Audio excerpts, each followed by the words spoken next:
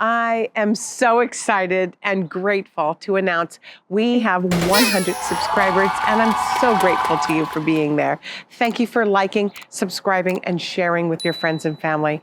I really appreciate it. This has been so much fun. It's been a real passion for me as I am a teacher and I teach lots of food classes. So for you, what do you want us to do next? I'm thinking about doing a few different fun variations on the show. For example, I am going to Zihuatanejo coming up, and I'd love to share with you the fun tips and tricks that I've learned there.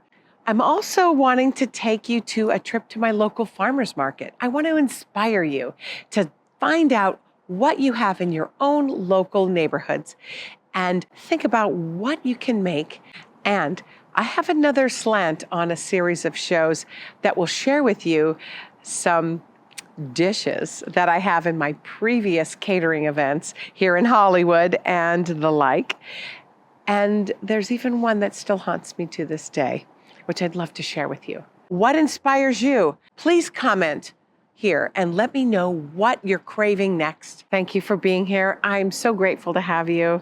I would be happy to give you the gift of my 30 plus years in this crazy food industry. Thank you.